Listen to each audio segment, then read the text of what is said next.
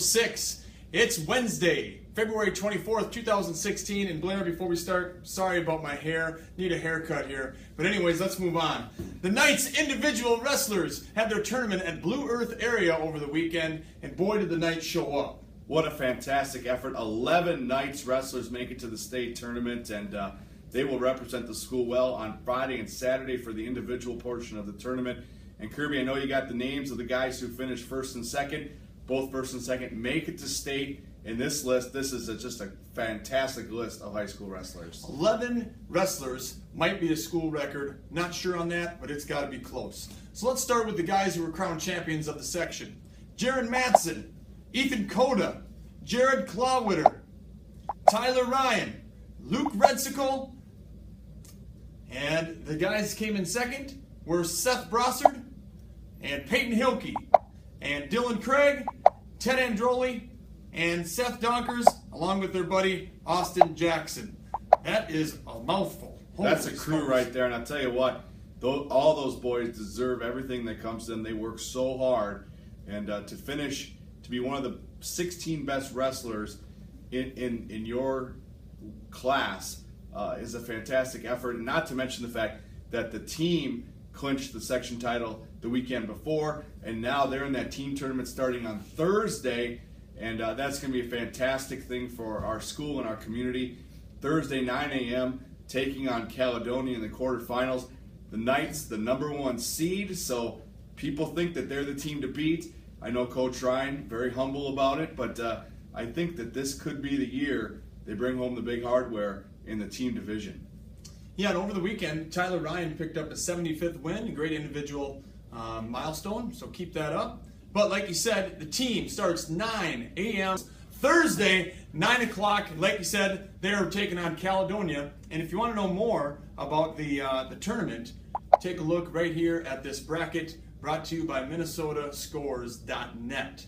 So click on that if you want to see the other teams who are also in the tournament. Some of them I can't even pronounce. Yeah, and another cool thing is if you can't make it to the XL Energy Center, you can actually still follow the Knights. Prep45.com. If you go there, you can actually purchase for a very nominal fee. It's like $7. You can purchase the opportunity to watch your Knights wrestle. The only thing is make sure you pick the right mat, because there's 8 mats, there's 8 cameras, so make sure that you're getting the one with KW. But you can watch this from anywhere in the world. So if you have a KW supporter that maybe lives in Hong Kong or Bangladesh or Siberia, they can still watch this and still root for their beloved Knights, so they can get out there and be a Knights supporter, even though they can't make it up to the XL Energy Center. It's just like being at the state tournament, except you can't have pizza from Cosetta's. Bangladesh? Bangladesh. All right. So all you got to do is click on the link right there. And we also want to mention Adam Holt had a nice write-up in the Kenyan Leader this week. And if you want to read that, it's about the guys who made it to the individual state tournament. Click on it right now. Thanks to Adam Holt for his continued coverage of the Knights. Adam does a great job, and speaking of someone who has done a great job, we had a chance to talk to Coach Ryan, Principal Ryan, about his team and his thoughts going into the state tournament. We're here with Coach Ryan. Congratulations on being named the Section 2A Coach of the Year this year. Thanks, Kirby. That's what happens when you have a bunch of good kids on your team. That's true.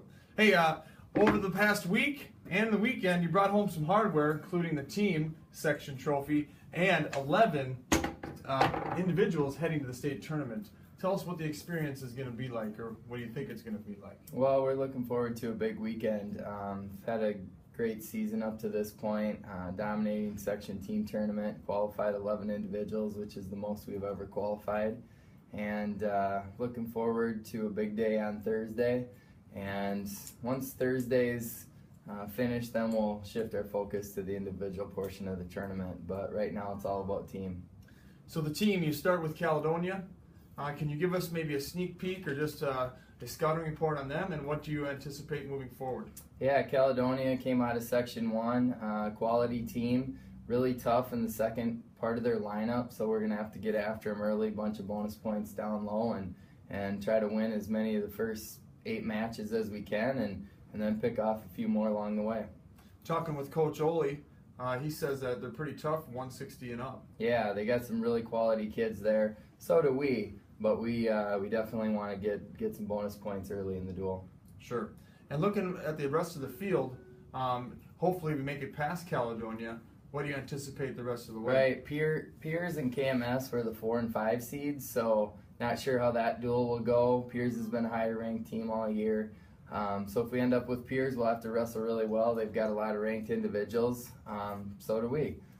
So we definitely like to get into that semifinal match and get a crack there. And if things work out, I would anticipate Frazee or Minnesota. Minnesota's the 2 seed and ranked number 1 in the state. That we'd see one of those teams in the finals, and we'd love to be in that match.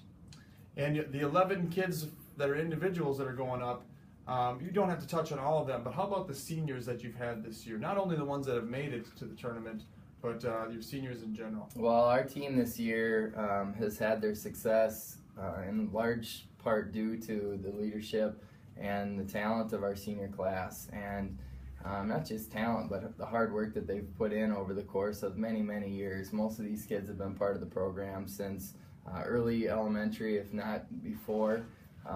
So this has been a long time in the making, and that's the reason we have high expectations, and that senior class has led this team with high expectations this year. Definitely helps with great leadership, and leadership starts at the top.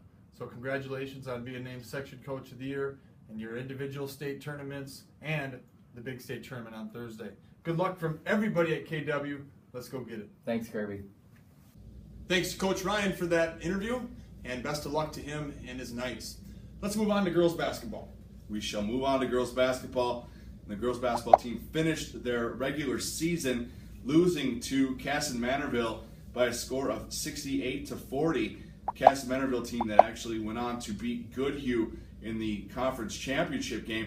The Knights now finish the season with a 15-10 overall record, good enough for a 4 seed in the section, and they are going to be hosting Cannon Falls Thursday night here at the Castle. And if they win that, they'll head over to Rochester and Kirby. A great effort in a losing effort, though, by some of the Knights. Good balanced scoring by the Lady Knights. Casson Manorville's tough. Got about 600 plus students. And Mara Kwam chipped in 21 points, and Tess Hokinson added 8. But you know what? The records are 0-0 right now. And like you said, the Bombers are coming to town Thursday night. Not the best timing, but you know what, girls? Get the job done regardless and move on to the Civic Center down in Rochester. Do the work, be professional, go out there. You tried your best to get that game moved, but just go out there and dominate those Bombers. They beat them 63-47 back in January, so it's a game they can win. If they do win, they will play on Leap Day, Monday the 29th, at Rochester Civic Arena against either Caledonia, who is the 5 seed, or the 11 seed, the Rochester Lourdes Eagles. So looks like we might be seeing Caledonia again here. It wouldn't be the winter season if all of us didn't have to play in the playoffs against Caledonia. So good luck to the Lady Knights, and Coach Lurkin's got them ready. Talked to him today in the hall, and he's really excited about his team's chances. Hey, I'm here with the one and only head coach of the girls basketball team, Brent Lurkin. Coach, seedings came out. You got the 4th seed, taking on Cannon Falls. What do you anticipate from the Bombers? Well, we kind of anticipated that's probably who we'd end up matched up with. They played us very tough at their place earlier this season. They're a pretty hard-nosed team. They did some nice things against us, so we've been working hard in practice, and we're going to be ready for them. I know it's probably one of the goals is to get to the Civic Center and play some games down there. Who do you think you'll be playing if you do advance on tomorrow night? Well, we got to play well tomorrow and take care of business there first, but, the higher seed on the other side would be Caledonia, so we'd anticipate that that's probably who the second round matchup would be if we get to that point, but we want to make sure we get a big win tomorrow night first and then get a chance to play down in Rochester.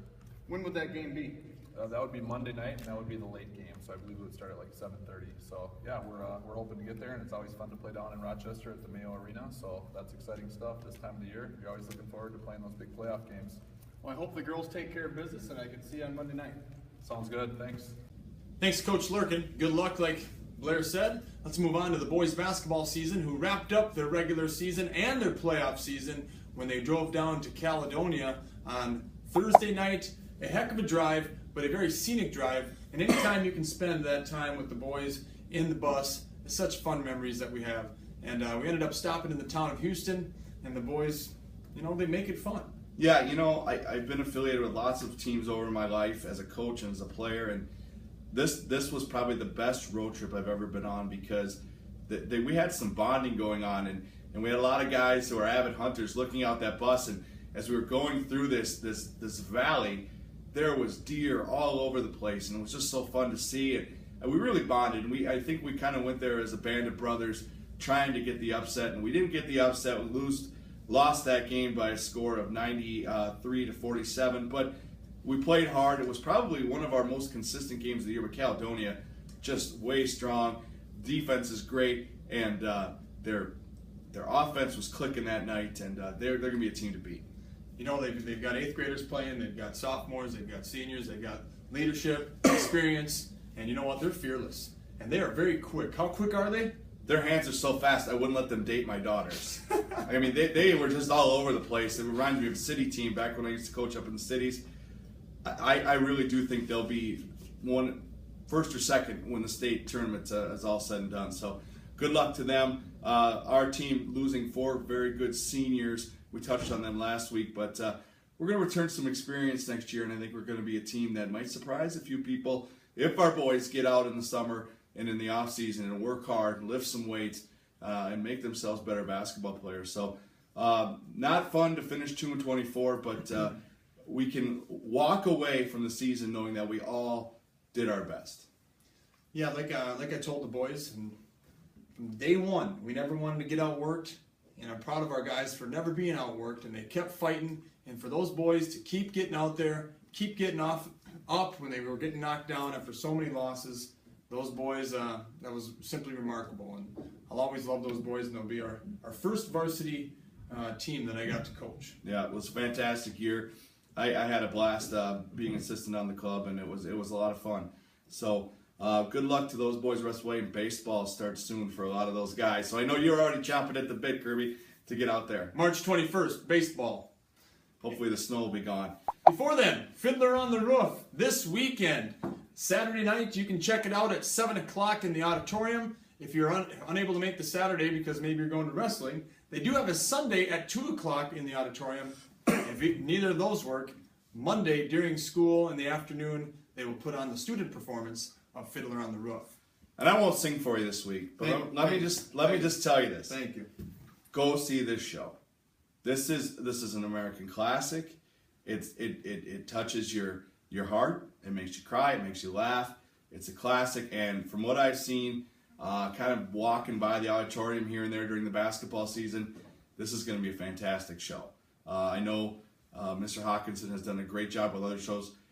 I'm hearing that this might be one of his very best pieces. So get out there and support these young men and women who have dedicated themselves for the last 6 to 8 weeks to put this show on for us in the community. So busy weekend, but make it to the theater. Not only is it acting, it is singing and dancing too. It's unbelievable. And I think I've talked to a couple of kids in the play. They've learned a lot about a different culture, living in Russia, being Jewish. It really is an educational experience. So good luck to them. Break a leg, everybody that's involved with Fiddler on the Roof, and can't wait to see it. And finally, Saturday, starting at 8:30 in the high school gym, is the annual alumni tournament. Guys from all eras will be coming in and having the annual tournament. Thanks to Jake Weemy for putting it on. I know not only myself, but all the other guys really appreciate that Coach Weemy is able to take the time and do that. So 8:30, if you want to check out the former Knights in action in the alumni tournament, and trust me, they are still good, and they are still just as, what's the right word, chippy. They want to win, and they have an edge on their shoulder all the time. Gonna be a little talking going on. It will be. You know what? Where I'll be as you're in that alumni tournament, I'll be in the corner of the gym. I'm gonna have a stand. I'm gonna be selling liniments, ibuprofen, Bengay, Geritol for all the old timers playing. I hope you guys have a great time. I hope that nobody pulls a hammy. I hope nobody blows out a knee, but that's a great experience. And you hope 2000 to 2005, ends up being the champions? No, you know I hope ends up being the champions on Thursday night. The KW